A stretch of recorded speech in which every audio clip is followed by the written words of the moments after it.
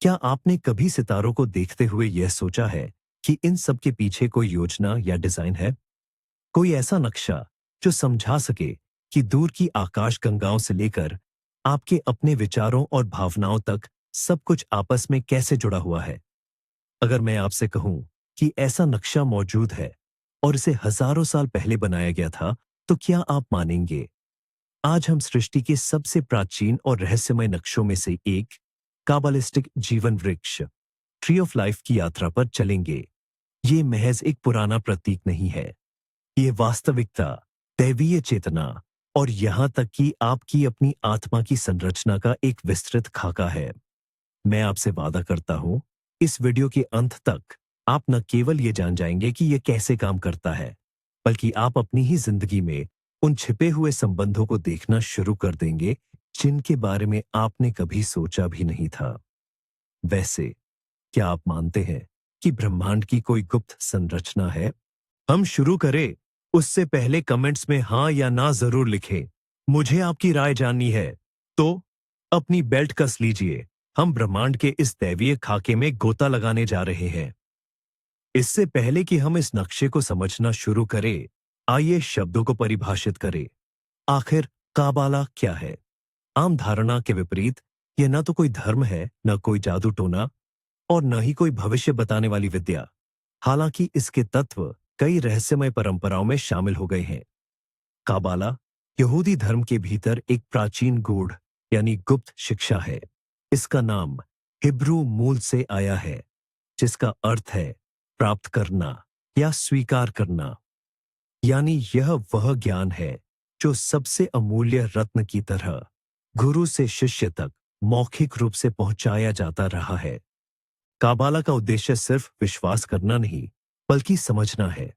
ईश्वर के स्वरूप को, सृष्टि के सार को और सबसे महत्वपूर्ण, इस विशाल चित्र में मनुष्य का स्थान और उद्देश्य क्या है, इसे समझना है। और इस समझ के लिए केंद्रीय उपकरण वह आरेख है जिसे एत्सहाइम, एत्सचाइम या जीवन वृक्ष कहा जाता है। यह महज एक चित्र नहीं है। काबालिस्ट इसे एक जीवित, गतिशील मॉडल मानते हैं जो दैवीय ऊर्जा के उत्सर्जन, एमनेशन की प्रक्रिया का वर्णन करता है। यह ऊर्जा धीरे धीरे सघन होते हुए सर्वोच्च आध्यात्मिक लोकों से लेकर हमारे भौतिक संसार तक वास्तविकता के सभी स्तरों का निर्माण करती है। जीवन वृक्ष एक साथ ब्रह्मांड का नक्शा भी है और मानवीय आत्मा का भी। इसका अध्ययन करके हम स्वयं का और अपने भीतर के ईश्वर का अध्ययन करते हैं। ये उस रहस्य की कुंजी है कि कैसे अदृश्य चीजें दृश्य बन जाती हैं। हम अपनी यात्रा बिल्कुल शुरुआत से, बल्कि कहें तो शुरुआत से भी पहले क्या था, वहां से शुरू करते हैं। कबाल इस अवस्था को एनसोफोर, अनंत प्रकाश कहते हैं, यानी अनंत ज्योति। इसे आप किसी बल्ब या सूरज की रोशनी मत समझिए, बल्कि यह शुद्ध अस्तित्व की एक परम, असीम और सर्वव्यापी ऊर्जा है। इस अवस्था में इस प्रकाश के सिवाय और कुछ नहीं है। यहाँ न ऊपर है, न नीचे, न समय है, न स्थान, न कोई वस्तु है, न कोई कर्ता, सब्जेक्ट। बस एक असीम, एकात्मक और अगम्य कुछ ही है, जो हर उस चीज का स्रोत है जो कभी थी, है और होगी। यह अवस्था हमारी समझ से इतनी परे है कि इसके बारे में बात करना लगभग असंभव है। एनसोफ पर लागू किया गया कोई भी शब्द या अवधारणा इसकी वास्तविक प्रकृति को सीमित करने या उसे कम करने जैसा ही होगा। इसलिए कबालवादी इसके बारे में बहुत सावधानी से रूपकों, मेटाफोर्स का उपयोग करके बात करते हैं। एक ऐसे अथाह सागर की कल्पना कीजिए जिसका न कोई किनारा है, न तल और न ही कोई सतह। यही सागर एनसोफ है। इसमें हर चीज की संभावना समाहित है, लेकिन यह सब अप्रकट रूप, अनमैनिफेस्टेड फॉर्म में है। यह एक कोरे कागज जैसा है जिस पर अभी तक कोई रेखा नहीं खींची गई है, लेकिन जिसमें सभी संभावित चित्र बनने की क्षमता है।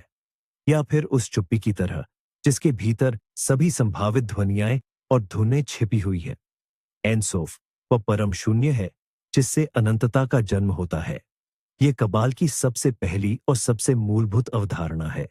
ये समझना कि हर चीज के मूल में यह एकात्मक, असीम और अगम्य स्रोत है, दिव्य जगत के पूरे नक्शे को समझने का प्रारंभिक बिंदु है। स्क्रीन पर आप इसका प्रतीक देख सकते हैं। आमतौर पर यह एक खाली स्थान या एक वृत्त होता है जो उस असीमता का प्रतीक है जहां से सब कुछ प्रकट होना शुरू होगा। ये वह महान रहस्य है जो सृष्टि के पहले क्षण से भी पहले मौजूद था। तो हमारे पास है एनसोफ, आइंसोफ, वह अनंत प्रकाश जो सब कुछ में समाया हुआ है। लेकिन इस परम एकता और पूर्णता से कोई और चीज कैसे उत्पन्न हो सकती थी? अगर ईश्वर या वह अनंतता हर जगह मौजूद है, तो सृष्टि के लिए जगह कहां बची? यहीं पर कबाला कबाला एक बहुत ही गहन और विरोधाभासी विचार प्रस्तुत करता है। सिमत्सुम, सिमजुम, जिसका हिब्रू में अर्थ है सिकुड़ना या संकुचन। इस शिक्षा के अनुसार दुनिया को बनाने के लिए अनंत प्रकाश को आत्मसीमितता का कार्य करना पड़ा। उन्होंने स्वयं को एक तरह से सिकोड़ लिया या अपने भीतर के एक निश्चित बिंदु से पीछे हट गए, जिससे एक रूपकात्मक खाली स्थान, एम्प्टी स्पेस बन गया। यह समझना जरूरी है कि यह कोई भौतिक स्थान नहीं है। ये एक वैचारिक शून्यता है, एक वैक्यूम है जहां अनंत प्रकाश से भिन्न कुछ प्रकट हो सकता था। कल्पना कीजिए, आप एक गुब्बारा फुला रहे हैं। अंदर हवा से भरा स्थान बनाने के लिए बाहरी वातावरण को जगह छोड़नी पड़ती है। सिमत्सुम कुछ ऐसा ही है, लेकिन ब्रह्मांडीय दैवीय पैमाने पर। ईश्वर ने मानो सांस अंदर ली, जिससे सांस बाहर छोड़ने यानी सृष्टियों की क्षमता पैदा हुई। यह संकुचन का कार्य दैवीय इच्छा की पहली अभिव्यक्ति है और एकता से विविधता के निर्माण की दिशा में पहला कदम है। यह अविश्वसनीय रूप से साहसी विचार है। यह बताता है कि हमारे अस्तित्व की नींव में दैवीय आत्म बलिदान का कार्य निहित है। उन्होंने खुद को छोटा किया ताकि हम अस्तित्व में आ सकें। आप इसे इस तरह से विजुअलाइज कर सकते हैं। अनंत प्रकाश के केंद्र में एक काला गोला बन रहा है। यही वह आदिम शून्यता या तेहिरु तेहिरु है। और फिर इसी शून्यता में दैवीय प्रकाश की एक पतली किरण प्रवेश करती है, जो जीवन वृक्ष, ट्री ऑफ लाइफ की संरचना को आकार देना शुरू कर देती है। सिमत्सुम एक महान विरोधाभास है। सृष्टि की शुरुआत निर्माण के कार्य से नहीं, बल्कि आत्मविलुप्ति के कार्य से होती है। यही वह रहस्य है जो मैं और गैर मैं, यानी निर्माता और सृष्टि के बीच के विभाजन की नींव में निहित है। जिमजुम, सिमसुम की प्रक्रिया पूरी होने और सृष्टि के लिए एक वैचारिक स्थान, कॉन्सेप्चुअल स्पेस निर्मित होने के बाद असीम प्रकाश इंसॉफ, एंसॉफ से एक सूक्ष्म किरण उस शून्यता में उतरती है। इस किरण को काव कैव कहा जाता है और यह अपने भीतर भविष्य के पूरे ब्रह्मांड के लिए सारी जानकारी और ऊर्जा समाहित रखती है। और वह पहली बिंदु जहां यह किरण प्रकट होती है, यह पहली अभिव्यक्ति एमनेशन केटर केटर कहलाती है, जिसका हिब्रू में अर्थ है मुकुट। केटर जीवन वृक्ष, ट्री ऑफ लाइफ का शिखर है। इसका सबसे सर्वोच्च और सूक्ष्म स्तर है। कल्पना कीजिए, एक ऐसा मुकुट जो राजा के सिर पर नहीं, बल्कि उसके ऊपर हवा में तैर रहा हो। यह एक ऐसी उच्च शक्ति के साथ संबंध का प्रतीक है जो स्वयं शासक की सीमाओं से परे है।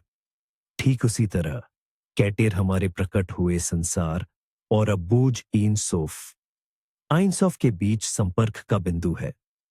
यह शुद्धतम अविभेदित ईश्वरीय इच्छा है, ईश्वर की प्रकट होने की पहली चाहत। ये वह क्षण है जब प्रकाश हो, ये कहा गया, लेकिन उस प्रकाश के किसी भी गुण को धारण करने से भी पहले।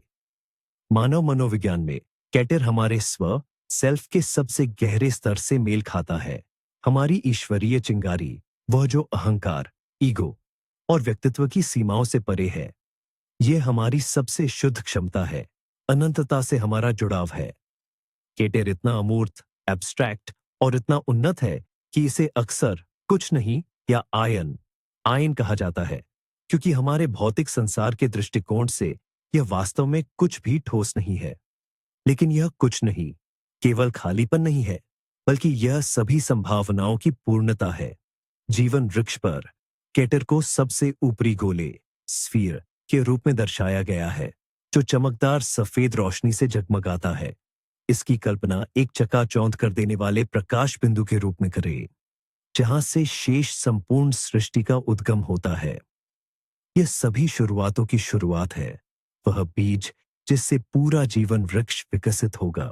केटर को सीधे तौर पर समझना असंभव है, लेकिन हम इसकी उपस्थिति को गहन प्रेरणा, अंतर्ज्ञान, इंट्यूशन या आध्यात्मिक अनुभूति के क्षणों में महसूस कर सकते हैं, जब हमें यह एहसास होता है कि हम स्वयं से कहीं अधिक बड़ी किसी चीज का हिस्सा हैं। केतर के एकल बिंदु सिंगल पॉइंट से दैवीय ऊर्जा का विभाजन शुरू होता है और अब हम बढ़ते हैं जीवन वृक्ष की दूसरी सेफिरा की ओर, होखमा, जिसका अनुवाद प्रज्ञा या बुद्धि के रूप में किया जाता है। यदि केतर शुद्ध सृजन की इच्छा है, तो होखमा उस सृजन की सबसे पहली आदिम प्रेरणा है, उसका पहला आवेग है। यह अंधेरे में बिजली की कौंध, फ्लैश ऑफ लाइटनिंग जैसा है, एक अचानक आई रोशनी जिसने अभी तक कोई रूप या आकार नहीं लिया है। यह शुद्ध, गतिशील, डायनेमिक और अप्रतिरोध्य ऊर्जा है। कबाला के जानकार होखमा को ब्रह्मांड के पौरुष, मैस्कुलाइन, सक्रिय और उर्वरक, फर्टिलाइजिंग सिद्धांत के साथ जोड़ते हैं। इसे अक्सर पिता यानी अब्बा कहा जाता है। कल्पना कीजिए, एक कलाकार है जिसके मन में अचानक पेंटिंग का एक शानदार विचार कौंध जाता है। यह अभी तक पेंटिंग नहीं है, न ही यह कोई रेखा चित्र, स्केच या योजना है। यह केवल एक शुद्ध, अपरिष्कृत, अनप्रोसेस्ड रचनात्मक आवेग, क्रिएटिव इंपल्स है, प्रेरणा की एक क्षणिक चमक। यही होखमा की ऊर्जा है। यह प्रज्ञा, विजडम, संचित ज्ञान के अर्थ में नहीं है, बल्कि यह सहज, इंट्यूटिव, तात्कालिक सत्य की समझ है जो हमारी बुद्धि से परे के स्रोत से आती है। जीवन वृक्ष पर होखमा दाहिने स्तंभ के शीर्ष पर स्थित है, जिसे दया का स्तंभ, पिलर ऑफ मर्सी कहा जाता है। इसका रंग शुद्ध, चमकीला नीला या ग्रे होता है, जो प्रज्ञा के असीम जल, अनबाउंडेड वाटर्स ऑफ विजडम का प्रतीक है। इसे दृश्य रूप में, विजुअली, आप एक ऐसे बीज के रूप में समझ सकते हैं जिसमें भविष्य के पूरे पेड़ की क्षमता समाहित है, या फिर एक ऐसे बिंदु के रूप में जो फैलकर एक रेखा, लाइन बनने को आतुर है। होखमा विशुद्ध क्षमता, प्योर पोटेंशियल की ऊर्जा है, असीमित और मुक्त। इसमें सभी संभावित विचार और रूप निहित हैं, लेकिन यह स्वयं उनमें से कोई भी नहीं है। मानवीय मनःस्थिति, ह्यूमन साइकी में होखमा मस्तिष्क के दाहिने गोलार्ध, राइट हेमिस्फीयर से मेल खाती है, जो अंतर्ज्ञान, इंट्यूशन, रचनात्मकता, सहजता, स्पॉन्टेनिटी और समग्र बोध, होलिस्टिक परसेप्शन के लिए जिम्मेदार है। यह चीजों को हिस्सों में बांटे बिना पूरी तस्वीर को एक साथ देखने की क्षमता है। अगली सेफिरा, बिना के बिना, होखमा की ऊर्जा केवल एक अराजक, केओटिक चमक बनकर रह जाएगी, जो कुछ भी सृजित करने में असमर्थ होगी। ये आवश्यक पहला कदम तो है, लेकिन सृजन के लिए दूसरे कदम की भी उतनी ही आवश्यकता है। यदि होखमा एक अनियंत्रित, अग्निवत आवेग है, तो उससे कुछ भी उत्पन्न होने के लिए उसे संरचना, स्वरूप और एक ऐसे पात्र की आवश्यकता होती है जो उसे ग्रहण करके आकार दे सके। इस भूमिका को तीसरी स्फिरा, बीना, निभाती है, जिसका अर्थ है समझ, अंडरस्टैंडिंग या विवेक, रीजनिंग। बीना ब्रह्मांड का महान संरूपक सिद्धांत है। यह होखमा की असीम ऊर्जा को लेती है और उसे प्रारंभिक वैचारिक रूपों में ढालती है। यदि होखमा किसी विचार की एकाएक कौंध है, तो बीना उस विचार का विस्तृत विकास, योजना और नक्शा तैयार करना है। यह पूरी तरह से विचार मंथन और संरचना की प्रक्रिया है। इसीलिए बीना को माता, इम्मा कहा जाता है और इसे स्त्रैण, निष्क्रिय और ग्रहणशील सिद्धांत से जोड़ा जाता है।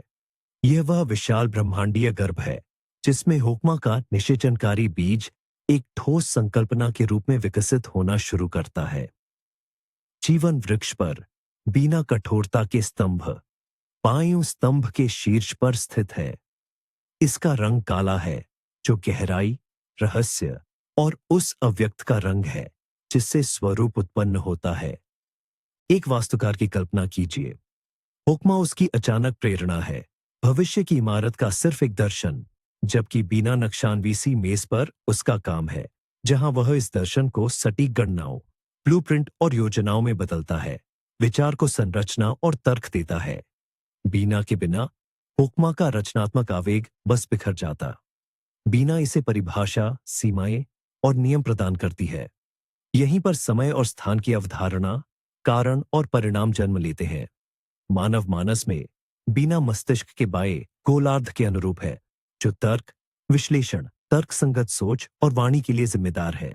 ये संरचित अवधारणाओं के माध्यम से दुनिया का विश्लेषण करने, वर्गीकृत करने और समझने की हमारी क्षमता है। पहली त्रिमूर्ति केटर, होकमा और बीना एक साथ मिलकर तथाकथित उच्च त्रिकोण या विचारों का लोक बनाती है।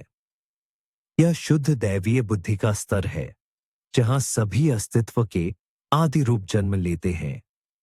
उनके अस्तित्व के निचले स्तरों पर प्रकट होने से भी पहले उच्च और दिव्य त्रिकोण केटर, होकमा और बिना और नीचे के साथ सेफिरोत, जो हमारे भौतिक जगत का निर्माण करते हैं, उनके बीच एक वैचारिक खाई है, जिसे गहरी खाई, द अबिस या दांत के नाम से जाना जाता है। ये समझना महत्वपूर्ण है कि दांत को बाकी सेफिरोत की तरह एक पूर्ण सेफिरा नहीं माना जाता।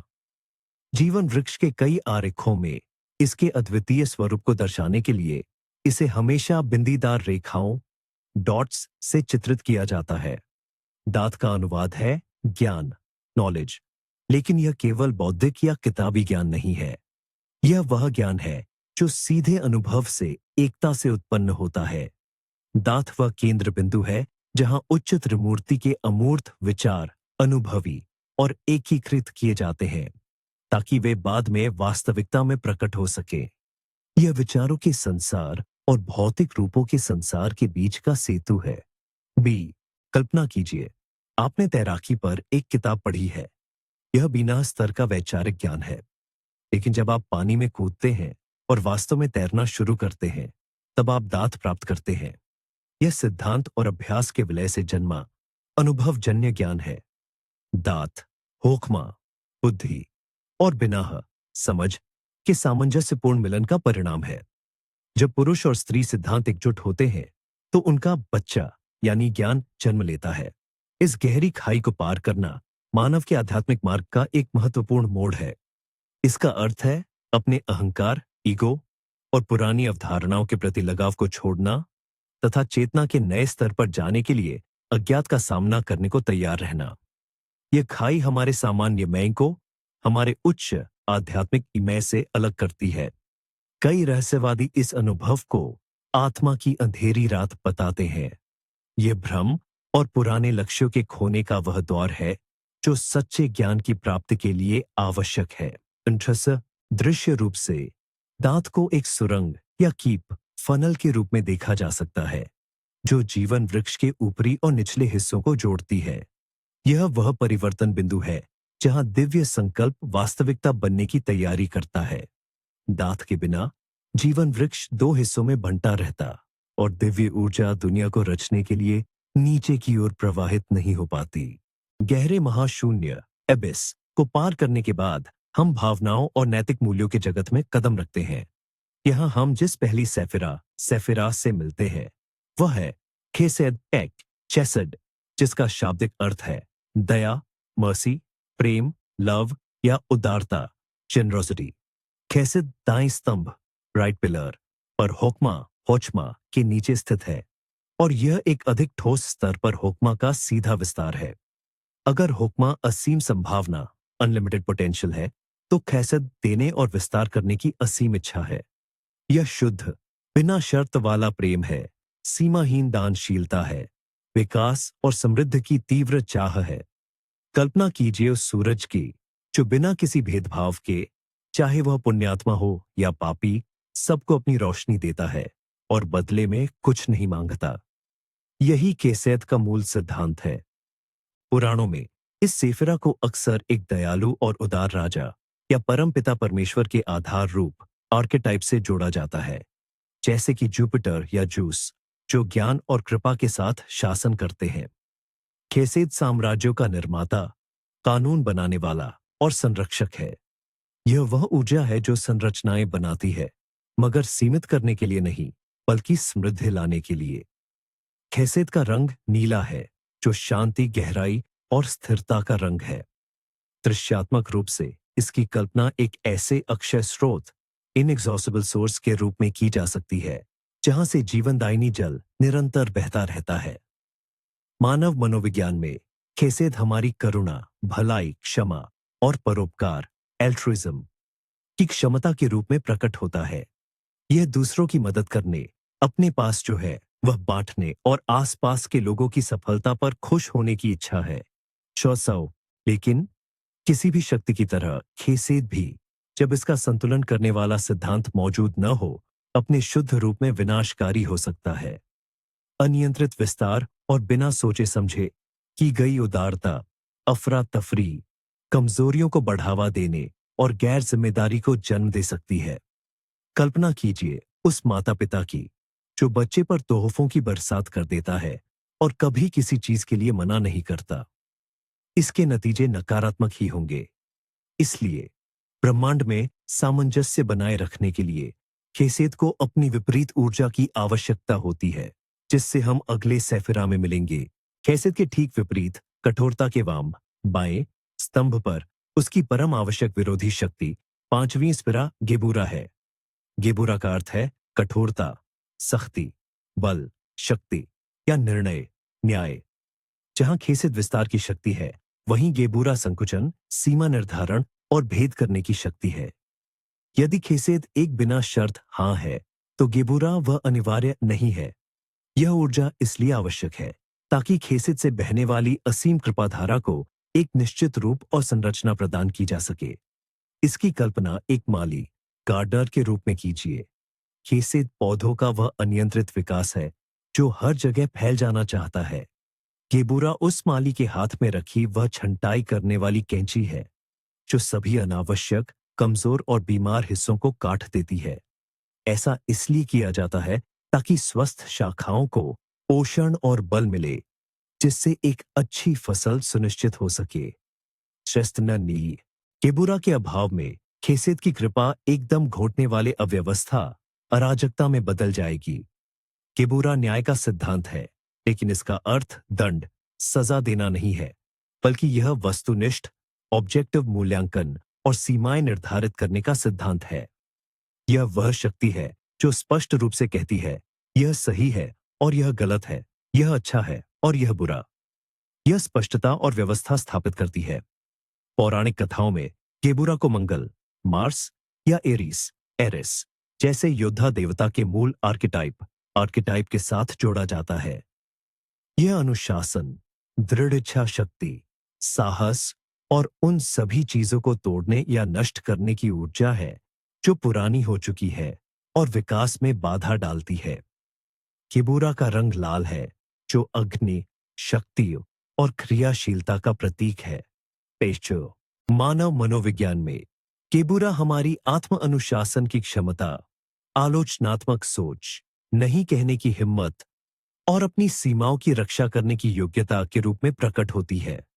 यह वह संकल्प, इच्छा शक्ति है जो हमें कठिनाइयों से पार पाने और अपने लक्ष्य पर ध्यान केंद्रित करने में सहायता करता है। निश्चित रूप से केबुरा की अधिकता उसकी कमी की तरह ही खतरनाक है। जब केबुरा असंतुलित होती है तो यह क्रूरता, तानाशाही, कट्टरता, फेनेटिसिज्म और अनावश्यक आक्रामकता का रूप ले लेती है। सामंजस्य, हार्मोनी केवल खेसेद और गेबूरा यानी कृपा और कठोरता के बीच आपसी तालमेल से पैदा होता है। इनका यह संतुलन ही जीवन वृक्ष, ट्री ऑफ लाइफ के अगले केंद्रीय स्फिरा को जन्म देता है। जीवन वृक्ष, ट्री ऑफ लाइफ के बिल्कुल मध्य में केंद्रीय स्तंभ, सेंट्रल पिलर पर छठी सेफिरा तिफरत स्थित है। इसका अर्थ है सौंदर्य या महिमा। तिफेरेत, हैसेद, चैसेडी की विस्तृत होती दयालुता और गेबूरा की संकुचित करती कठोरता के बीच आदर्श संतुलन का बिंदु है। यह विपरीत सिद्धांतों का सामंजस्य है। यदि हम हैसेद को प्रस्तावना, थीसिस और गेबुराह को प्रतिप्रस्तावना, एंटीथेसिस माने, तो तिफेरेत उनका समन्वय, सिंथेसिस है। यह पूरी सेफिरोत प्रणाली का केंद्र है जो उच्च आध्यात्मिक स्तरों को निम्न, अधिक भौतिक स्तरों से जोड़ता है। इसीलिए तिफेरित को अक्सर वृक्ष का हृदय कहा जाता है। यह वह स्थान है जहां दिव्य डिवाइन मानव से मिलता है। तराजू की कल्पना करें, एक तरफ असीम प्रेम और दूसरी तरफ कठोर न्याय। तिफेरित वह संतुलन बिंदु है जो इन दोनों सिद्धांतों को एक साथ काम करने, सामंजस्य और सौंदर्य बनाने की अनुमति देता है।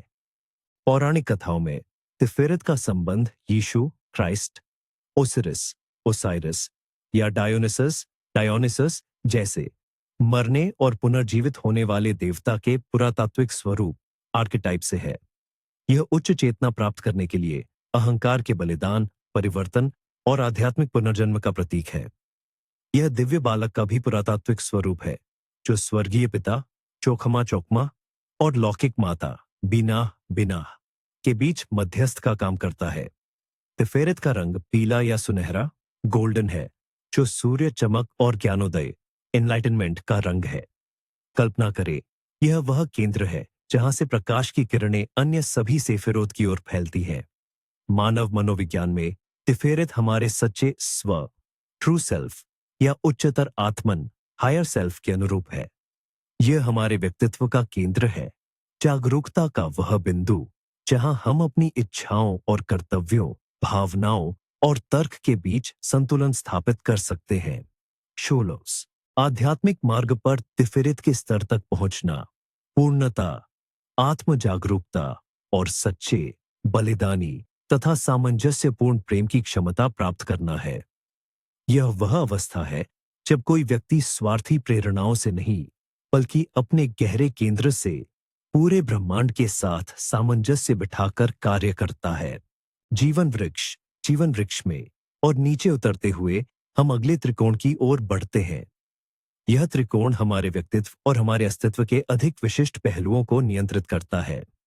7वीं स्फिरा नेत्जच दया के दाहिने स्तंभ पर हेसेड के नीचे स्थित है। इसके नाम का अर्थ विजय या शाश्वतता है। नेत्जच हमारे सहज ज्ञान, भावनाओं, इच्छाओं और जुनूनों के संसार का प्रतिनिधित्व करती है। यह वह कच्ची अपरिष्कृत प्राकृतिक ऊर्जा है जो हमें चलाती है। यदि तिफेरिट हमारा सचेत हृदय है, तो नेत्जच हमारा सहज इंस्टिंक्टिव हृदय है। यह हमारे भीतर की प्रकृति की शक्ति है, हमारी पशुवत सहज प्रवृत्तियां, रचनात्मक प्रेरणाएं और यौन ऊर्जा। यह वह सब कुछ है जो भावना से जुड़ा है, न कि तर्क या बुद्धि से। कल्पना कीजिए एक जंगली, बेकाबू जंगल की या गरजते हुए महासागर की। यही नेत्जच की ऊर्जा है, शक्तिशाली, अराजक, जीवन से भरपूर, लेकिन संरचना और व्यवस्था से रहित। पौराणिक कथाओं में नेत्जच को प्रेम और सौंदर्य की देवी जैसे वेनस या एफ्रोडाइटी से जोड़ा जाता है। यह आकर्षण, इच्छा और प्रेरणा का सिद्धांत है जो कला, कविता और प्रेम संबंधों की नींव रखता है। यह वह ऊर्जा है जो हमें एकात्मकता की ओर धकेलती है, मैं और दूसरा के बीच की सीमाओं को तोड़ने के लिए प्रेरित करती है। नेत्जच का रंग हरा है जो प्रकृति, विकास और उर्वरता का प्रतीक है। मानव मनोविज्ञान में नेत्जच हमारा भावनात्मक क्षेत्र है। यह हमारी खुशी, दुख, प्रेम और क्रोध को महसूस करने की क्षमता है। यह हमारे सपने, कल्पनाएं और रचनात्मक सोच है। यह हमारा वह हिस्सा है जो जीवन का आनंद लेना, सृजन करना और प्यार करना चाहता है। हालांकि दाहिने स्तंभ पर स्थित किसी भी अन्य शक्ति की तरह शुद्ध रूप में नेत्जच असंतुलित होती है।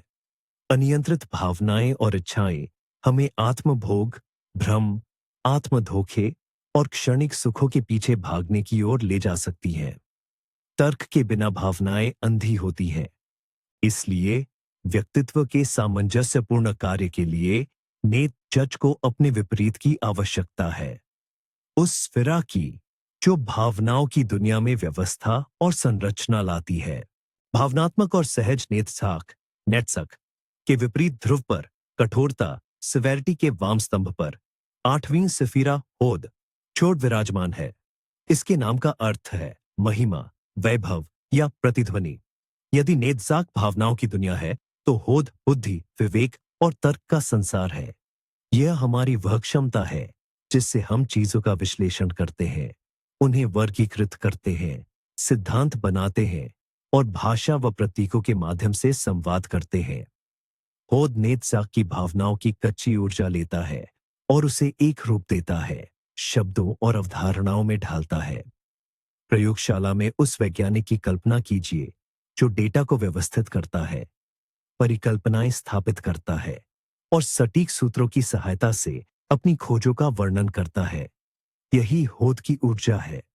ये सभी मानसिक प्रक्रियाओं, विज्ञान, दर्शन शास्त्र, लेखन और संचार के लिए जिम्मेदार है। पौराणिक कथाओं में होद को ज्ञान और व्यापार के संरक्षक देवदूत जैसे मरकरी या हर्मीस से जोड़ा जाता है। यह तर्क संगत सोच का वह सिद्धांत है जो हमें बौद्धिक स्तर पर दुनिया को समझने और उससे जुड़ने में मदद करता है। होद का रंग नारंगी है, जो बुद्धि और संवाद का रंग है। मानव मनोविज्ञान में होद हमारा मन है, हमारे अहंकार का बौद्धिक पक्ष है। ये हमारा वह हिस्सा है जो लगातार सोचता है, विश्लेषण करता है, संदेह करता है और हर चीज को समझाने की कोशिश करता है।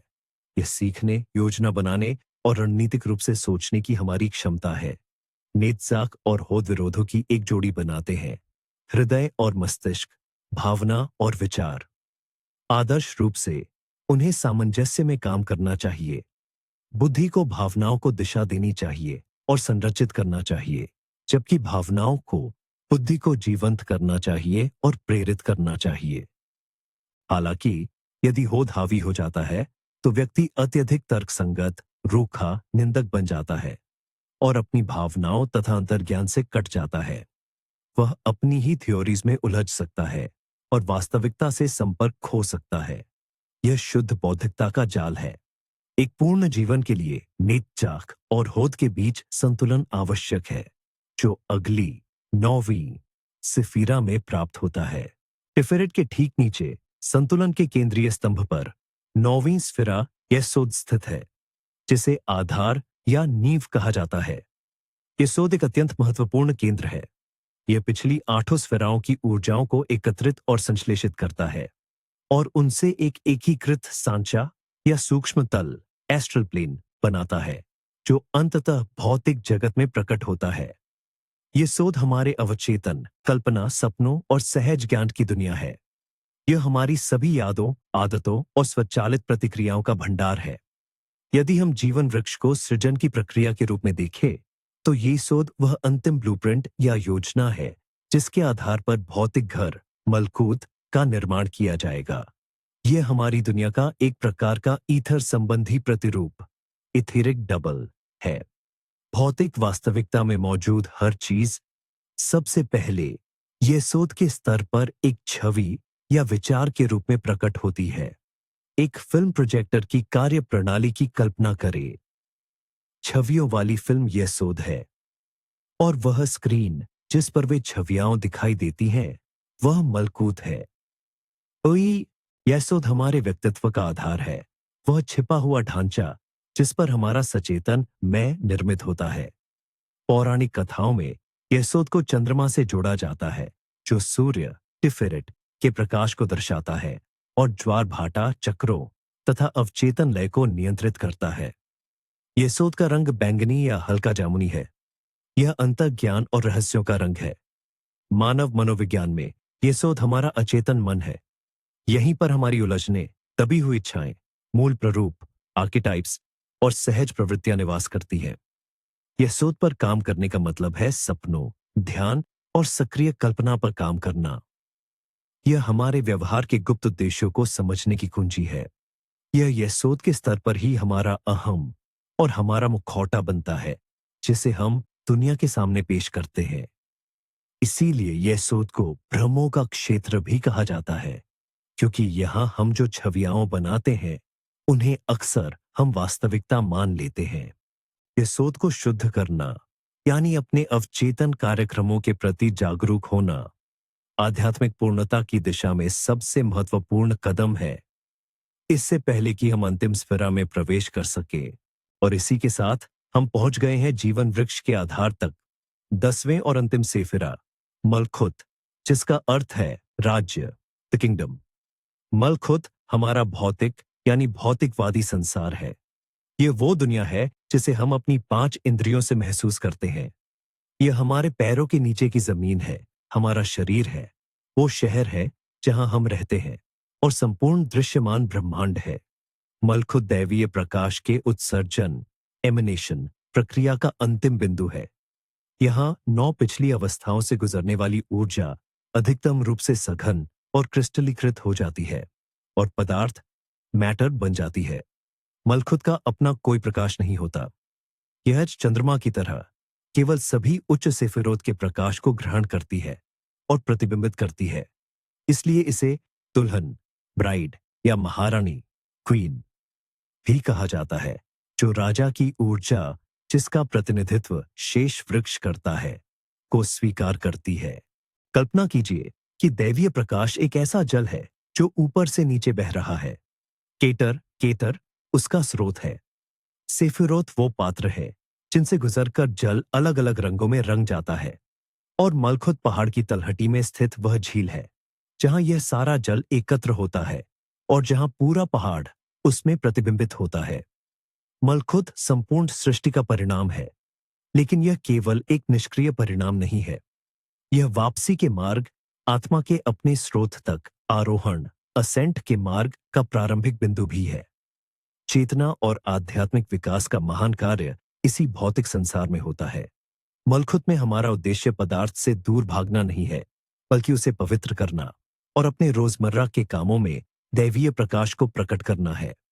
मलखुत का रंग 4 रंगों सिट्रन, ऑनलिव, लाल भूरा और काला का संयोजन है, जो भौतिक संसार के 4 तत्वों पृथ्वी, जल, वायु और अग्नि का प्रतीक है।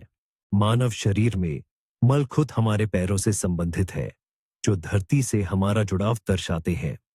यह भौतिक संसार में यहां और अभी रहने और कार्य करने की हमारी क्षमता है। मलखुत को समझना ये समझना है कि हमारा संसार दैवीय से अलग नहीं है, बल्कि यह उसकी सबसे सघन अभिव्यक्ति, उसका ही राज्य है। हमने अब तक सभी 10 सेफिरोत पर विचार कर लिया है, तो आइए अब जीवन वृक्ष की समग्र संरचना को समझते हैं। आपने गौर किया होगा कि सेफिरोत बेतरतीब ढंग से नहीं रखे गए हैं, बल्कि ये 3 ऊर्ध्वाधर स्तंभों वर्टिकल पिलर्स का निर्माण करते हैं। दायां स्तंभ राइट पिलर, जिस पर हुक्मा, हेसेद और नेत्साक स्थित है, उसे दया या कृपा का स्तंभ याखीन याचिन कहा जाता है।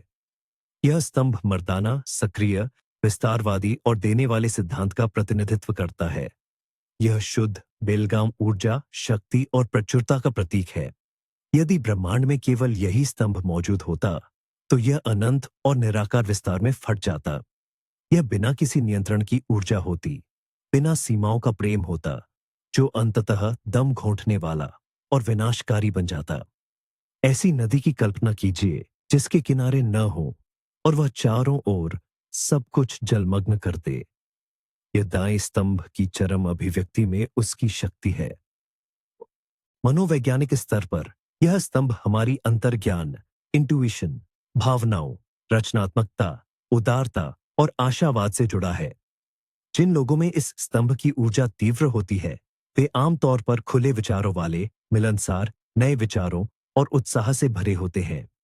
वे आसानी से अपने संसाधन और समय साझा करते हैं। हालांकि उनकी कमजोरी अनुशासन की कमी, भोलापन, अव्यावहारिकता और अतिभोग की प्रवृत्ति हो सकती है। वे ऐसे वादे कर सकते हैं जिन्हें वे पूरा नहीं कर पाते और ऐसे प्रोजेक्ट शुरू कर सकते हैं जिन्हें वे खत्म नहीं करते। दया के इस स्तंभ की गतिशीलता को समझना हमें उन मूलभूत शक्तियों में से एक को जानने में मदद करता है जो ब्रह्मांड और हमारी अपनी आत्मा दोनों में सक्रिय है। यह वृद्धि और दान का शाश्वत आवेग, एटर्नल इम्पल्स है, जो उन 2 स्तंभों में से एक है जिन पर संपूर्ण ब्रह्मांड टिका हुआ है। संतुलन कैसे प्राप्त होता है, यह समझने के लिए हमें इसके विपरीत बाएं स्तंभ की ओर मुड़ना होगा। दया के स्तंभ, पिलर ऑफ मर्सी, के ठीक सामने वाम स्तंभ, लेफ्ट पिलर, स्थित है, जिस पर बीना, केबुरा और होद नामक शक्तियां विराजमान हैं। इसे कठोरता का स्तंभ, पिलर ऑफ सेवेरिटी या बोआज कहा जाता है। यह स्तंभ स्त्रीत्व, निष्क्रियता, नियंत्रण और ग्रहणशीलता के सिद्धांतों का प्रतिनिधित्व करता है। इसका मुख्य कार्य दाहिने स्तंभ की असीम ऊर्जा को एक निश्चित आकार, संरचना और सीमाएं प्रदान करना है। यदि दायां स्तंभ विस्तार की शक्ति है, तो वाम स्तंभ संकुचन की शक्ति है। कल्पना कीजिए, यदि ब्रह्मांड में केवल वाम स्तंभ होता, तो वह एक बिंदु में सिमटकर एक निर्जीव, जमी हुई संरचना में ढह जाता। यह जीवन रहित व्यवस्था होती, बिना सार का केवल रूप। इसे ऐसे समझिए, नदी का सूखा मार्ग जिसमें पानी न हो, यह वाम स्तंभ की चरम शक्ति है। ये उस कंकाल की तरह है जो शरीर को आकार देता है, पर स्वयं जीवन नहीं है। मनोवैज्ञानिक स्तर पर यह स्तंभ हमारी बुद्धि, तर्क, विश्लेषण, आलोचनात्मक सोच, अनुशासन और सीमाएं निर्धारित करने की हमारी क्षमता से जुड़ा है। जिन लोगों में वाम स्तंभ की ऊर्जा प्रबल होती है, वे अक्सर तर्कसंगत, व्यावहारिक, सुव्यवस्थित और विश्वसनीय होते हैं।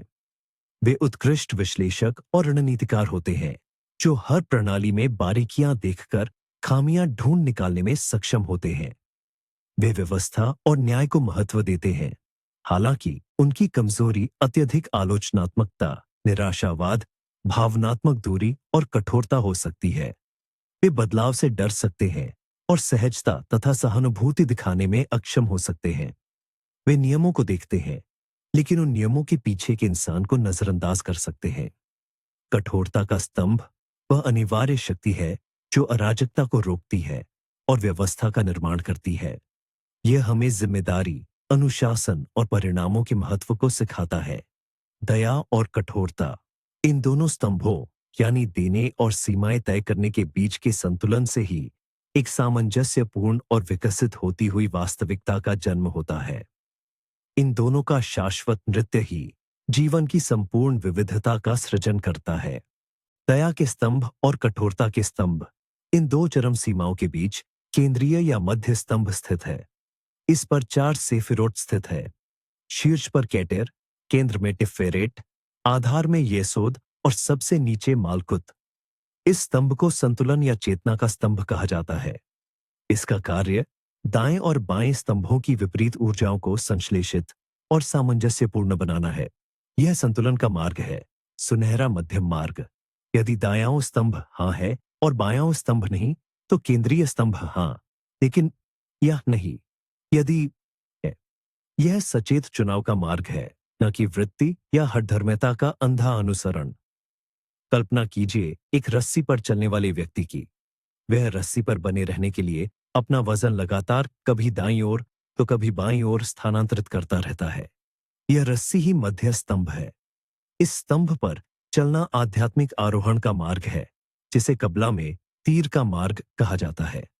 ये भौतिक दुनिया मालकुत से सीधे अवचेतन येसोद और व्यक्तित्व के केंद्र टिफेरिट से होते हुए दैवीय स्रोत केटर तक ले जाता है। मनोवैज्ञानिक स्तर पर यह स्तंभ हमारी चेतना, हमारे स्व सेल्फ का प्रतिनिधित्व करता है, जो हमारे व्यक्तित्व के विभिन्न हिस्सों को देख और एकीकृत कर सकता है। यह हमारी जागरूक होने, वर्तमान क्षण में रहने और संतुलित निर्णय लेने की क्षमता है। मध्य मार्ग पर विकास का अर्थ है चरम सीमाओं में न जाने की क्षमता विकसित करना। यह उदार होने की कला है, पर फिजूल खर्ची न करना, सख्त होना पर क्रूर न होना, भावुक होना पर अत्यधिक भावुक न होना, तर्क संगत होना पर भावनाहीन न होना। यह पूर्णता प्राप्त करने का मार्ग है। जीवन वृक्ष हमें सिखाता है कि सच्ची शक्ति और ज्ञान किसी एक चरम सीमा का अनुसरण करने में नहीं, बल्कि उन्हें संतुलन में रखने की क्षमता में निहित है। केंद्रीय स्तंभ ब्रह्मांड और हमारी आत्मा की रीढ़ है, वही धुर्री जिसके चारों ओर संपूर्ण जीवन घूमता है। अब तक हमने स्फिरोत यानी 10 ऊर्जा केंद्रों या अस्तित्व की अवस्थाओं के बारे में बात की, लेकिन जीवन वृक्ष केवल 10 बिंदुओं का एक समूह मात्र नहीं है। इन बिंदुओं को जोड़ने वाली रेखाएं भी उतनी ही महत्वपूर्ण हैं। ये रेखाएं 22 हैं और इन्हें पथ पाथ्स कहा जाता है। यदि स्फिरोत किसी नक्शे पर शहर है, तो पथ वे सड़कें हैं जो इन शहरों को आपस में जोड़ती हैं। इन 22 में से प्रत्येक पथ एक विशिष्ट प्रकार की ऊर्जा, एक मौलिक अनुभव या एक सबक का प्रतिनिधित्व करता है, जिसे एक चेतना की अवस्था स्फिरा से दूसरी अवस्था तक जाने के लिए आत्मसात करना आवश्यक है। कब्बालिस्टिक परंपरा में इन प्रत्येक पथ को इब्रानी वर्णमाला के 22 अक्षरों में से एक से जोड़ा गया है। यह कोई संयोग नहीं है। इब्रानी भाषा में अक्षर केवल ध्वनियों के लिए संकेत मात्र नहीं है। प्रत्येक अक्षर को पवित्र माना जाता है, जो एक विशिष्ट दैवीय ऊर्जा और ब्रह्मांडीय नियम का वाहक है। इस प्रकार जीवन वृक्ष के पथों पर यात्रा करना इन प्रत्येक अक्षर के अर्थ और ऊर्जा में एक ध्यानात्मक गहरा अवगाहन भी है। इसके अलावा बाद की परंपराओं में, विशेषकर पश्चिमी गूढ़ विद्या एसोटेरिका में, इन 22 पथों को टैरो कार्ड्स के 22 प्रमुख अरकाना, मेजर अरकाना से जोड़ा गया है। उदाहरण के लिए केटर, कैटर और होखमा, चोकमा को जोड़ने वाला पथ द फूल अरकाना से मेल खाता है, जो यात्रा की शुरुआत और शुद्ध क्षमता का प्रतीक है। ओखमा और बीना, पिनाह के बीच का पथ द मैजिशियन से मेल खाता है, जो इच्छा शक्ति और निपुणता का प्रतीक है। और यह क्रम इसी तरह चलता है। यह प्रणाली जीवन वृक्ष को आत्मज्ञान के लिए एक अविश्वसनीय रूप से समृद्ध साधन में बदल देती है। इन पथों का अध्ययन करके हम समझ सकते हैं कि हमारे जीवन के विभिन्न पहलुओं को कौन सी ऊर्जाएं जोड़ती हैं। उदाहरण के लिए हमारी भावनाएं नेत्साक हमारे तर्क संगत मन होदी एच ऑड से कैसे जुड़ी है। यह उस पथ के माध्यम से होता है जो द स्टार अरकाना से मेल खाता है, जो आशा और प्रेरणा की बात करता है। पथ जीवन वृक्ष का गत्यात्मक डायनामिक पहलू है। वे दिखाते हैं कि यह प्रणाली स्थिर स्टैटिक नहीं है, बल्कि निरंतर गति और परस्पर क्रिया में है। यह केवल इस बात का नक्शा नहीं है कि क्या है, बल्कि इस बात का भी है कि क्या बनना है। अब जब हमें जीवन वृक्ष ट्री ऑफ लाइफ की संरचना का एक सामान्य विचार मिल गया है, तो मुख्य प्रश्न यह उठता है, हम इन सब सिद्धांतों को अपने जीवन में कैसे लागू करें।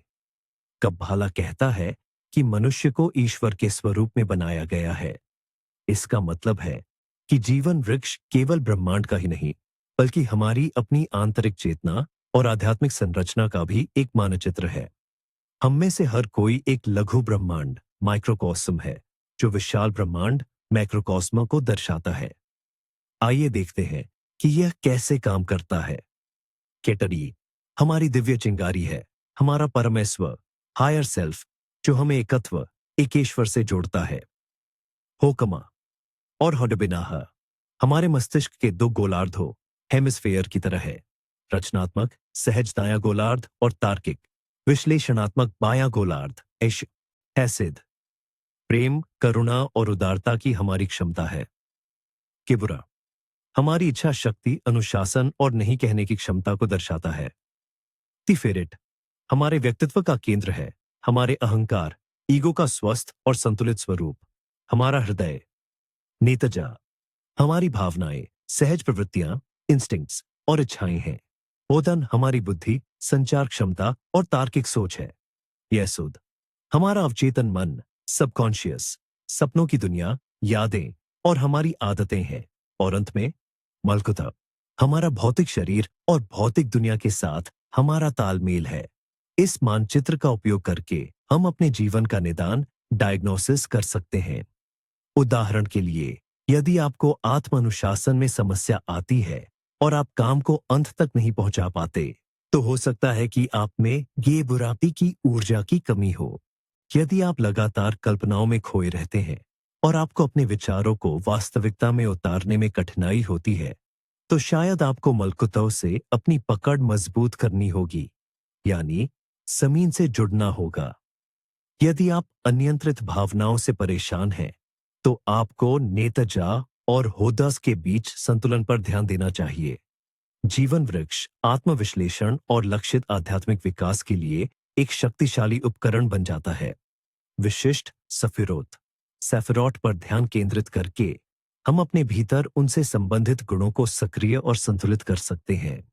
इस तरह यह प्राचीन ब्रह्मांडीय योजना आत्म विकास के लिए एक व्यावहारिक मार्गदर्शिका में बदल जाती है। कबाला के केंद्रीय विचारों में से एक, जो जीवन वृक्ष से गहराई से जुड़ा है, वह है तिकुन ओलाम की अवधारणा, जिसका अर्थ है विश्व का सुधार या विश्व की बहाली। कबालिस्टिक रचना मिथक के अनुसार सृष्टि के आरंभ में ईश्वरीय उत्सर्जन की प्रक्रिया के दौरान एक प्रकार की ब्रह्मांडीय आपदा हुई, जिसे श्वीरात हाकेलिम या पात्रों का टूटना कहा जाता है। दैवीय प्रकाश को 10 पात्रों यानी स्फिरोत में समाना था, लेकिन पहले और सबसे सूक्ष्म पात्र इस प्रकाश की प्रचंड शक्ति को सहन नहीं कर पाए और टूट गए। नतीजतन दैवीय प्रकाश की चिंगारियां, जिन्हें नेत्सोत्सोत कहा जाता है, निचले लोकों में गिर गई और भौतिकता तथा अहंकार की खोलों या क्लिपोत में कैद हो गई। हमारा वर्तमान संसार, जिसे मलखुत कहा जाता है, इसी त्रासदी का परिणाम है। ये अच्छाई और बुराई, प्रकाश और अंधकार का एक जटिल मिश्रण है। मानवता का मुख्य कर्तव्य यही तिक्कुन ओलाम है। हमें अपने धार्मिक कार्यों, नेक इरादों और विचारों से भौतिक जगत में कैद पवित्रता की इन चिंगारियों को ढूंढना है और उन्हें ऊपर उठाना है, ताकि वे अपने मूल दैवीय स्रोत में लौट सके। हर नेक कार्य, करुणा का हर कृत्य, जागरूकता का हर पल, यह एक तिक्कुन कार्य है। यह मौलिक सामंजस्य को बहाल करने का एक ब्रह्मांडीय प्रयास है। यह विचार मानव जीवन को एक अविश्वसनीय अर्थ और बड़ी जिम्मेदारी देता है। हम ब्रह्मांड के केवल निष्क्रिय निवासी नहीं हैं। हम रचना के कार्य में ईश्वर के सक्रिय भागीदार हैं और इस संसार का भाग्य हमारे कर्मों पर निर्भर करता है। इस संदर्भ में जीवन वृक्ष केवल इस बात का नक्शा नहीं है कि दुनिया कैसे बनी, बल्कि यह इसके सुधार के लिए एक विस्तृत मार्गदर्शिका भी है। अपनी आध्यात्मिक यात्रा में इस वृक्ष पर ऊपर की ओर बढ़ते हुए और स्फिरोत की ऊर्जाओं को अपने भीतर संतुलित करते हुए, हम पूरी सृष्टि के सुधार में अपना योगदान देते हैं। जब हम अपने भीतर हेसेद यानी दया और गेबुरा यानी कठोरता को सामंजस्य में लाते हैं, तो हम पूरे विश्व में कृपा और न्याय के संतुलन को बहाल करने में मदद करते हैं। जब हम अपने मस्तिष्क, जिसे होद कहा जाता है, और हृदय, जिसे नेत्साख कहा जाता है, को जोड़ते हैं, तो हम सृष्टि के विभाजित हिस्सों के पुनर्मिलन में सहयोग करते हैं। इस प्रकार कबाला में व्यक्तिगत परिवर्तन और विश्व का परिवर्तन अटूट रूप से जुड़े हुए हैं। आइए अब हम वापस जीवन वृक्ष ट्री ऑफ लाइफ के शिखर पर चलते हैं और हर सेफिरा से जुड़े दिव्य नामों, डिवाइन नेम्स पर बात करते हैं। कब्बाला सिखाता है कि पवित्र ग्रंथों में पाए जाने वाले ईश्वर के नाम केवल शब्द या संज्ञा नहीं है, बल्कि वे ऐसे सूत्र हैं जो उनकी सत्ता, एसेंस के विशिष्ट पहलुओं को व्यक्त करते हैं। हर सेफिरा का अपना एक दिव्य नाम होता है, जो उसकी ऊर्जा का ताला खोलने की चाबी है। केटर, जिसका अर्थ है मुकुट, क्राउन, का दिव्य नाम है एहिये। इसका अनुवाद मैं हूं, आई एम, या मैं रहूंगा, आई विल बी, के रूप में किया जाता है। ये वही नाम है जो मूसा को जलती हुई झाड़ी में प्रकट हुआ था। एहिये अस्तित्व की शुद्ध अविभेदित सत्ता को, यानी शाश्वत वर्तमान, इटर्नल प्रेजेंट को व्यक्त करता है। यह किसी भी विशेषता या गुण के बिना स्वयं अस्तित्व की घोषणा है। इस नाम पर ध्यान, मेडिटेशन करने से हमें अपने स्वयं के अस्तित्व के सबसे गहरे स्तर से जुड़ने में मदद मिलती है। यह हमारा वह हिस्सा है जो सभी भूमिकाओं, नामों और परिभाषाओं से परे जाकर केवल है, इज। यह शुद्ध मैं का बोध है, जो दिव्य मैं हूं का प्रतिबिंब है। यह अस्तित्व की सबसे शक्तिशाली पुष्टि, एफर्मेशन है। व्यावहारिक अर्थों में एहिये नाम के साथ काम करना सजगता, माइंडफुलनेस का अभ्यास है। इसका अर्थ है अतीत और भविष्य के विचारों को छोड़कर यहां और अभी, हियर एंड नाउ, के क्षण में रहना। यह विचार से पहले की अवस्था को, शुद्ध चेतना, प्योर कॉन्शियसनेस को छूने का प्रयास है। यह नाम हमें याद दिलाता है कि हमारी मूल प्रकृति, हमारे विचार, हमारी भावनाएं या हमारा शरीर नहीं है, बल्कि यह इन सब का शाश्वत, अपरिवर्तनीय साक्षी, स्वयं अस्तित्व है। कैटर के इस पहलू को उसके दिव्य नाम के माध्यम से समझना हमारे पूरे आध्यात्मिक पथ के लिए सही आधारशिला रखता है। इससे पहले कि हम ये समझ सके कि हम कौन हैं, हु वी आर, हमें यह जानना होगा कि हम क्या हैं, व्हाट वी आर, कि हम बस हैं।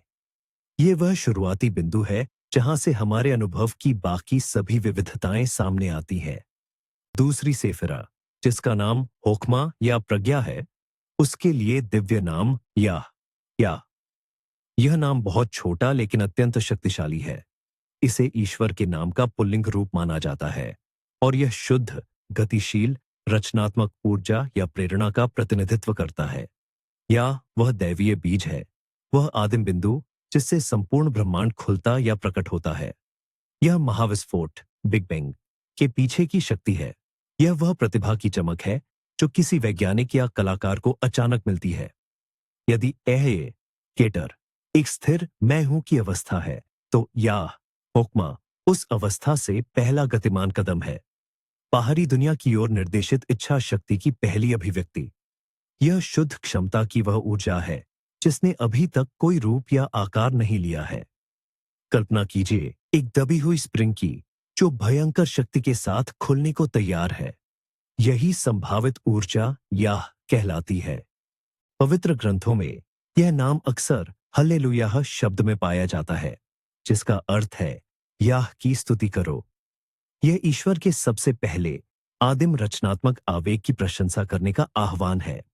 याह नाम पर ध्यान लगाने से अंतर्ज्ञान, रचनात्मक क्षमताएं और नए विचारों को ग्रहण करने की शक्ति विकसित होती है।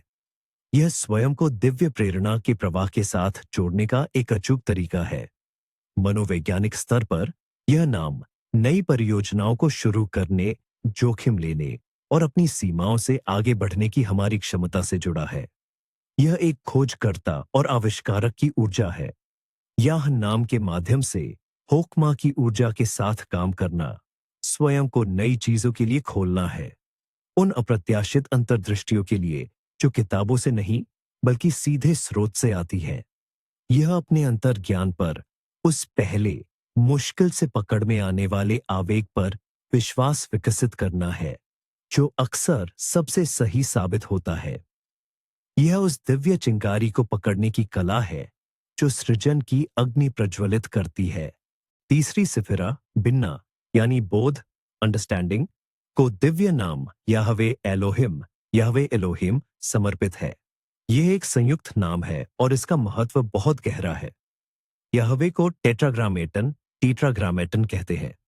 यह ईश्वर का वह अव्यावहारिक, अनप्रोनाउंसेबल नाम है जिसका अनुवाद आमतौर पर प्रभु किया जाता है। यह ईश्वर के गतिशील और पारलौकिक, ट्रांसेंडेंट पहलू का प्रतिनिधित्व करता है। एलोहिम वह नाम है जो बाइबल की पहली पंक्ति में आता है। आदि में एलोहिम ने आकाश और पृथ्वी की सृष्टि की। एलोहिम बहुवचन, प्लूरल है, जो ईश्वर के उस पहलू को दर्शाता है जिसमें वह दैवीय शक्तियों के समुच्चय, एग्रीगेशन के रूप में प्रकट और व्यवस्थित संसार के निर्माता है।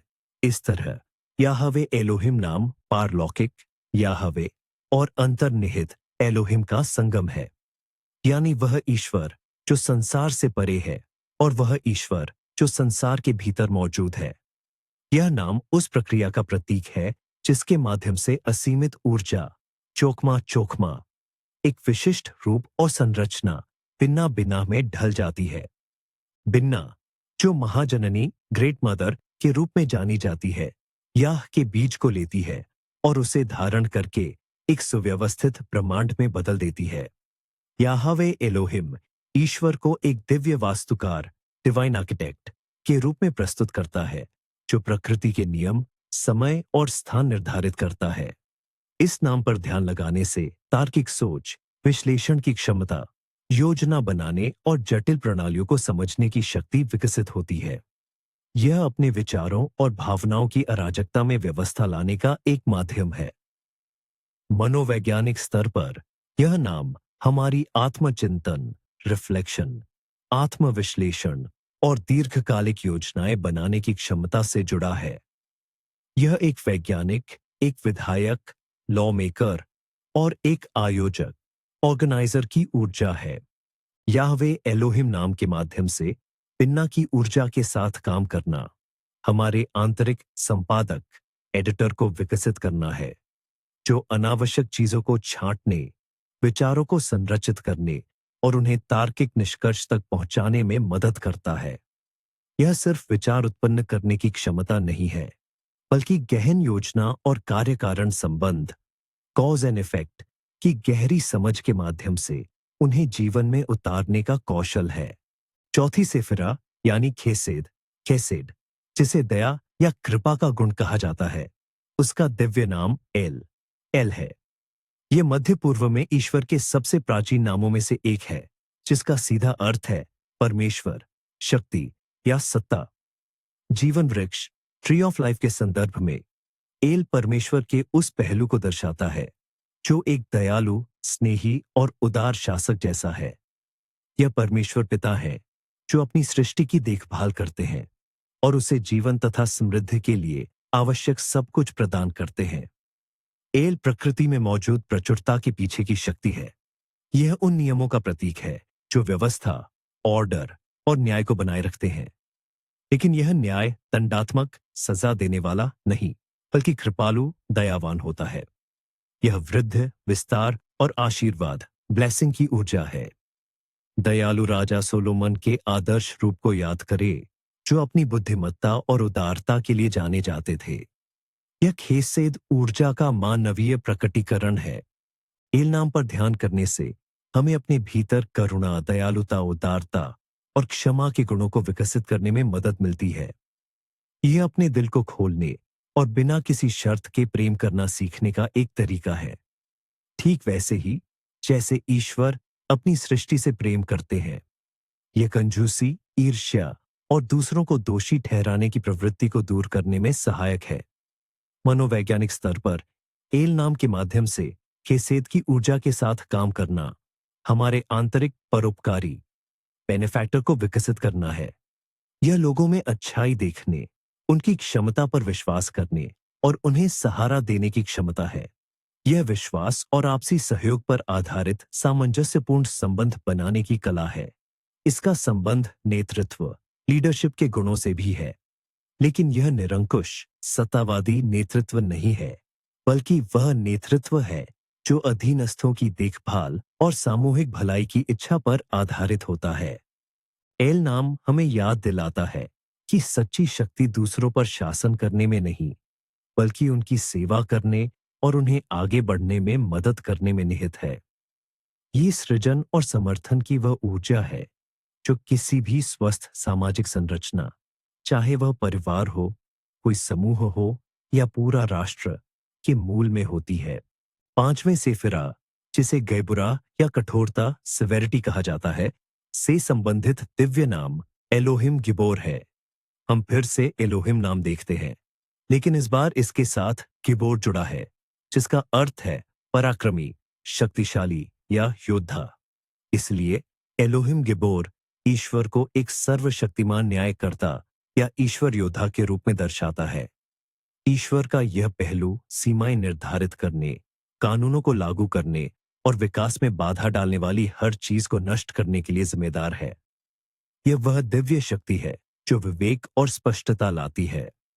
यदि एल, हेसेद, बिना शर्त प्रेम की ऊर्जा है, तो एलोहिम गिबोर आवश्यक कठोरता और न्याय की ऊर्जा है।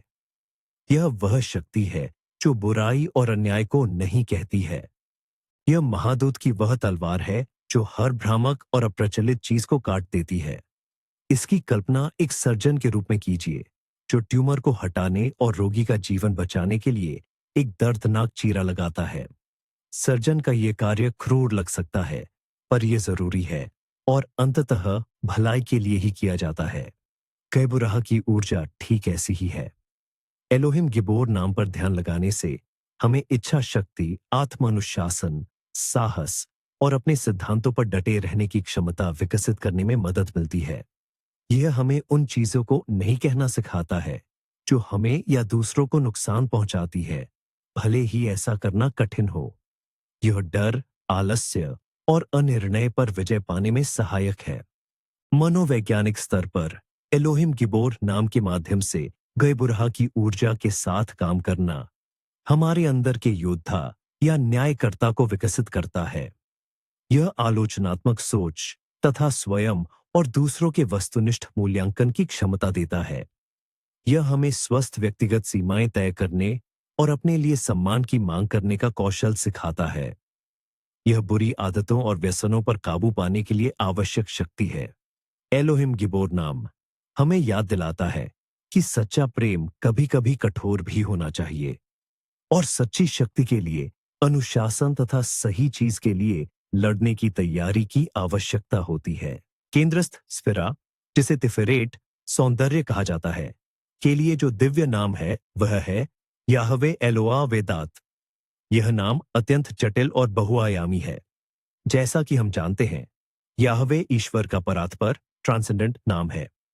एलोआ भी ईश्वर के नाम का ही एक रूप है, जो अक्सर दिव्य सत्ता के मानवीय अनुभव या हमारी चेतना द्वारा उसके बोध से जुड़ा हुआ है।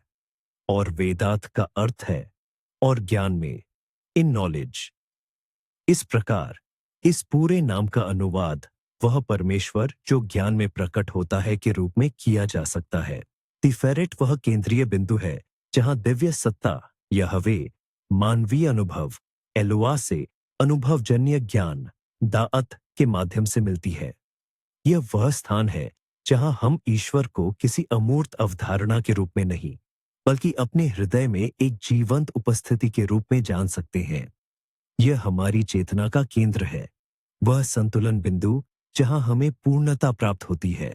खूमना तिफेरेट सामंजस्य, हार्मनी और त्याग बलिदान के सिद्धांत का प्रतीक है।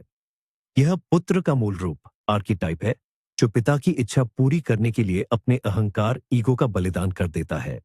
यह वह सौंदर्य है जो किसी भी व्यवस्था के सभी हिस्सों के आदर्श संतुलन से उत्पन्न होता है। याहवे एलोआ वेदाअत नाम पर ध्यान करने से आंतरिक शांति, पूर्णता और आत्मज्ञान प्राप्त करने में मदद मिलती है। यह हमारे वास्तविक स्व ट्रू सेल्फ से जुड़ने का एक माध्यम है, जो हमारे अहंकार द्वारा ओढ़े गए मुखौटों और भूमिकाओं से परे है। यह आंतरिक संघर्षों को शांत करने और हमारे व्यक्तित्व के विभिन्न पहलुओं के बीच संतुलन खोजने में सहायक होता है। मनोवैज्ञानिक स्तर पर तिफेरेट की ऊर्जा के साथ काम करना आत्म साक्षात्कार सेल्फ एक्चुअलाइजेशन का मार्ग है। यह करुणा कंपैशन की क्षमता का विकास है, जो केवल दया, जैसा कि असंतुलित खेसेद में होता है, से नहीं, बल्कि सभी चीजों की मूलभूत एकात्मता की गहरी समझ से उत्पन्न होती है। यह उस प्रज्ञा विजडम की प्राप्ति है जो प्रेम और शक्ति का समन्वय सिंथेसिस है।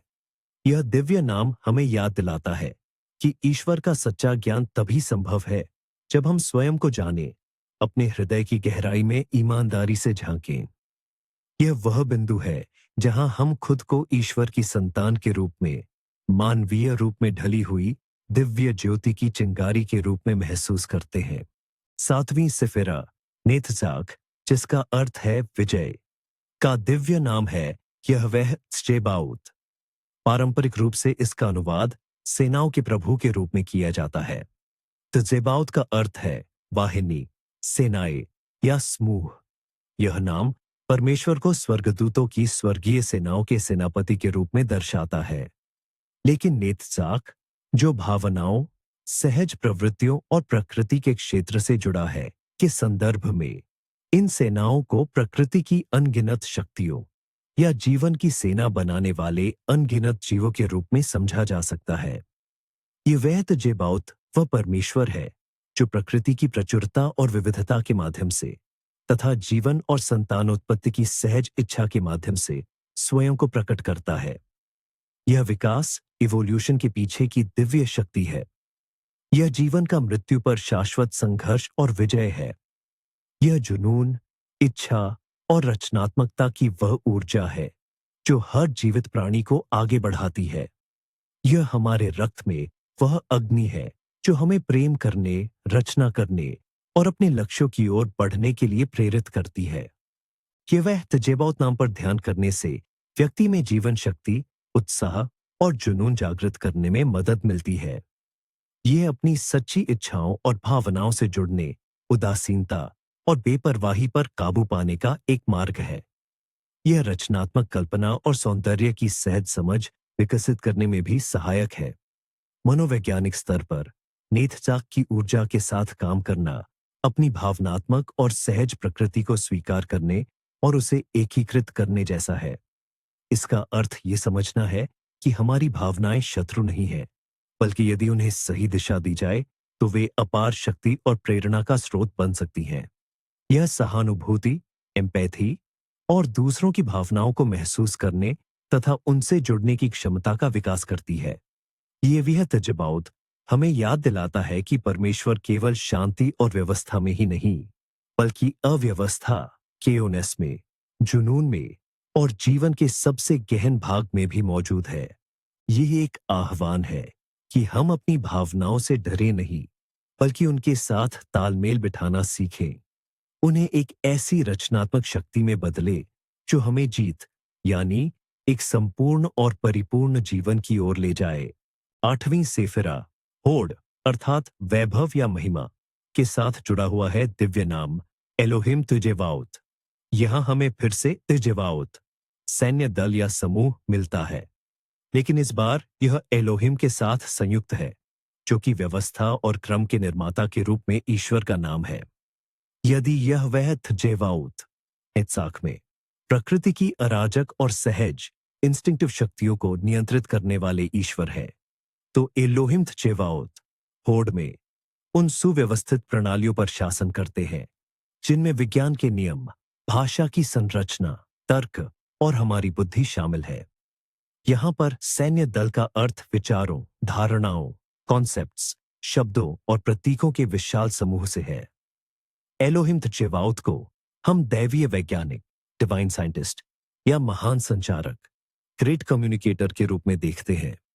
यह ईश्वर का वह पहलू है जो मानवीय मस्तिष्क के माध्यम से प्रकट होता है, हमारी सोचने, विश्लेषण करने, संवाद करने और जटिल बौद्धिक प्रणालियों का निर्माण करने की क्षमता के जरिए।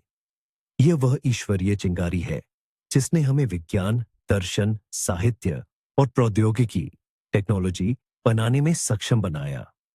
यह वह शक्ति है जो कच्चे डेटा को ज्ञान में बदल देती है।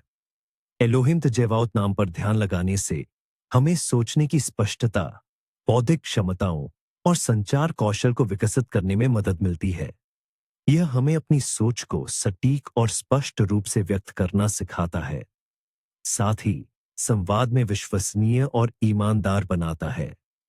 यह मानसिक अराजकता, मेंटल केओस, झूठी मान्यताओं और आत्म धोखे, सेल्फ डिसेप्शन को दूर करने में सहायक है। मनोवैज्ञानिक स्तर पर होड की ऊर्जा के साथ काम करना हमारी बुद्धि और सीखने की क्षमता का विकास है। यह तथ्यों को विचारों से अलग करने, तार्किक श्रृंखलाएं, लॉजिकल चेन्स बनाने और किसी भी जानकारी में अंतर्निहित संरचना को देखने की कला है। ये आत्मचिंतन, सेल्फ रिफ्लेक्शन और हमारी अपनी सोच प्रक्रियाओं का विश्लेषण करने की क्षमता को भी विकसित करता है। एलोहिम थजेवाउत नाम हमें याद दिलाता है कि हमारा मस्तिष्क एक दिव्य उपहार है जो दुनिया और स्वयं को जानने का एक शक्तिशाली साधन है, लेकिन किसी भी उपकरण की तरह इसे भी एक उच्च उद्देश्य की पूर्ति करनी चाहिए, सत्य की खोज और सृष्टिकर्ता की महिमा के लिए, न कि केवल हमारे अपने अहंकार को बढ़ाने के लिए। 9वीं स्फिरा, जिसे यशोदा यानी आधार पावन कहा जाता है, उससे जुड़ा दिव्य नाम है शद्दाए एल हाई का। यह अत्यंत शक्तिशाली नाम है। शद्दाए का अनुवाद अक्सर सर्वशक्तिमान, ऑलमाइटी के रूप में किया जाता है और एल हाई का अर्थ है जीवित ईश्वर, लिविंग गॉड। इसलिए शद्दाए एल हाई बस का मतलब है सर्वशक्तिमान जीवित परमेश्वर। येसोद वह मंडल है जो सभी उच्च स्फिरात की ऊर्जाओं को एकत्रित करता है और एक एस्ट्रल मैट्रिक्स यानी सूक्ष्म ढांचा बनाता है जिस पर भौतिक दुनिया का निर्माण होता है। यह हमारी वास्तविकता का आधार है, जीवन शक्ति का वह स्रोत है जो हर चीज को पोषित करता है।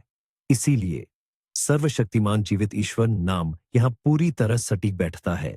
यह ईश्वर ब्रह्मांड में समस्त जीवन, उर्वरता और प्रजनन शक्ति का मूल स्रोत है। शद्दाए वह शक्ति है जो बीज को अंकुरित होने और जीवित जीवों को प्रजनन करने में सक्षम बनाती है। यह जीवन ऊर्जा का शाश्वत, कभी न सूखने वाला प्रवाह है।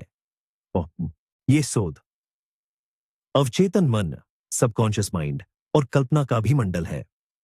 शद्दाए एल हाई साख नाम यह दर्शाता है कि हमारे अवचेतन में बनने वाले विचारों और बिंबों में अपार सृजनात्मक शक्ति होती है।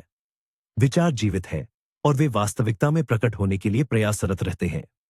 शद्दाए एल हाई सा नाम पर ध्यान, मेडिटेशन करने से हमें जीवन शक्ति के प्रवाह से जुड़ने, स्वास्थ्य और ओज को मजबूत करने में मदद मिलती है। यह अपने अवचेतन को नकारात्मक विचारों से शुद्ध करने और उसे सकारात्मक, जीवन पुष्टिदायक बिंबों से भरने का एक तरीका है। यह हमारी अंतर्ज्ञान और घटनाओं के बीच छिपे संबंधों को देखने की क्षमता को विकसित करने में सहायक है। मनोवैज्ञानिक स्तर पर यह सोदाबास की ऊर्जा के साथ काम करना, हमारे आंतरिक संसार, हमारे सपनों, कल्पनाओं और स्वचालित प्रतिक्रियाओं पर काम करना है। यह इस बात को स्वीकार करना है कि हमारा बाहरी संसार हमारी आंतरिक स्थिति का प्रतिबिंब है। आधार यह सोच को बदलकर हम इमारत, मालकुत को भी बदल देते हैं। उक्सी शद्दाए एल हाई नाम हमें उस बड़ी जिम्मेदारी की याद दिलाता है जो हम अपने विचारों और बिंबों की गुणवत्ता के लिए उठाते हैं, क्योंकि यही हमारी भविष्य की वास्तविकता के बीज है। अंत में 10वीं सेफिरा यानी मलखूत राज्य के लिए दिव्य नाम है अदोनाई मेलेक, जिसका अर्थ है प्रभु राजा, लॉर्ड किंग। इस नाम को कभी कभी अदोनाई हा आरेत्स या धरती का प्रभु, लॉर्ड ऑफ द अर्थ के रूप में भी प्रस्तुत किया जाता है। यह नाम प्रकट भौतिक संसार के शासक के रूप में ईश्वर के पहलू पर जोर देता है। यदि दो केटर मुकुट है तो मलखूत वह राज्य है जहां उस शक्ति का प्रयोग किया जाता है। मलखूत में ईश्वर कोई दूरस्थ या पराभौतिक शासक नहीं है, बल्कि वे यहां और अभी वर्तमान अंतर्निहित ईश्वर हैं, जिनकी उपस्थिति को पदार्थ के हर अणु में महसूस किया जा सकता है। संसार में इस दिव्य उपस्थिति को कबाला में शेखिना कहा जाता है। यह ईश्वर का वह स्त्री पहलू है जो अपनी रचना के बीच निवास करता है। मलखूत शखीना का राज्य है। अदोनाई में लिखा नाम हमें याद दिलाता है कि यह भौतिक संसार कोई बुरी या गैर आध्यात्मिक चीज नहीं है। इसके विपरीत यह एक पवित्र स्थान है। यह ईश्वर का राज्य है जिसे हमें व्यवस्थित करने और पूर्णता की ओर ले जाने के लिए बुलाया गया है।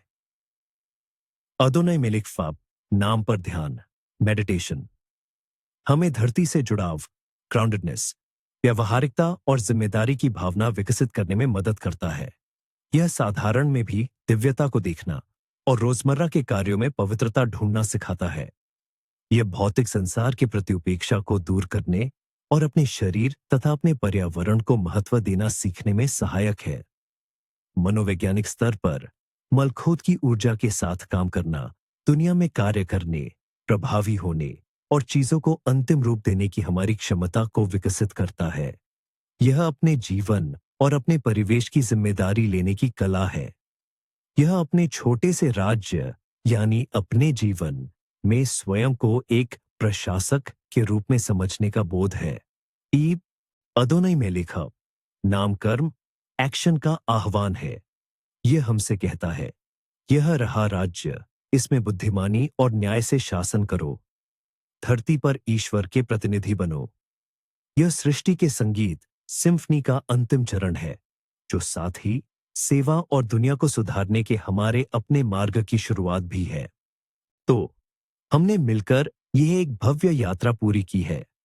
एंड्स ऑफ की अथाह अनंतता से शुरू करके सिमजम के दिव्य संकुचन के कार्य से गुजरते हुए जीवन वृक्ष ट्री ऑफ लाइफ की 10 सीढ़ियों से नीचे उतरकर हमारे पैरों के नीचे की सबसे ठोस जमीन यानी सेफिरा मलकूत तक पहुंचे हैं। हमने देखा कि कब्बाला के अनुसार यह ब्रह्मांड केवल कणों का एक यादृच्छिक संग्रह नहीं है। यह एक सुव्यवस्थित जीवंत इकाई, एक महान संकल्पना है जिसका मानचित्र यह जीवन वृक्ष ट्री ऑफ लाइफ है। और सबसे चकित करने वाली खोज यह है कि यह वही मानचित्र हम सभी के भीतर अंतर्निहित है। जीवन वृक्ष केवल एक प्राचीन प्रतीक मात्र नहीं है।